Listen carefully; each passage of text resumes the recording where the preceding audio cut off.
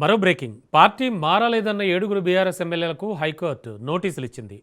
Telangana assembly speaker సైతం high court నోటీసులు జారీ చేసింది. 10 మంది బీఆర్ఎస్ ఎమ్మెల్యేలు పార్టీ మారలేదని ఇటీవల స్పీకర్ తీర్పు ఇచ్చారు.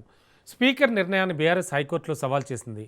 దానం నాగేందర్, అరికెబుడు గాంధీ, కాళీ యాదయ్య, ప్రకాష్ గౌడ్, పోచారం, బండ్ల కృష్ణమోహన్ రెడ్డి, తెల్లం వెంకట్రావులపై ఈ పిటిషన్ దాఖలైంది. ఇక ఈ పిటిషన్పై విచారణ జరిపిన కోర్టు కౌంటర్ దాఖలు చేయాలంటూ 7 ఎమ్మెల్యేలకు ఆదేశాలు జారీ చేసింది. విచారణ వచ్చే నెల 16కు వాయిదా వేసింది.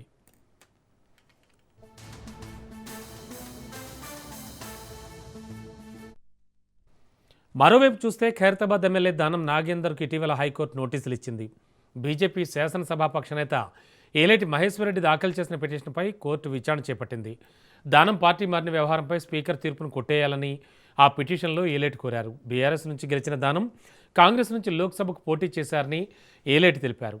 ఇతర పార్టీ నుంచి నామినేషన్ వేసిన రోజు నుంచే అనర్హుడిగా ప్రకటించాలని కోరారు. కర్ణాటక, బీహార్లలో ఇలాంటి పిటిషన్లపై సుప్రీంకోర్టు ఇచ్చిన తీర్పులను ఆయన ప్రస్తావించారు. దీంతో కౌంటర్ దాఖలు చేయాలంటూ దానం నాగేంద్రతో పాటు అసెంబ్లీ కార్యదర్శికి హైకోర్టు నోటీసులు జారీ చేసింది.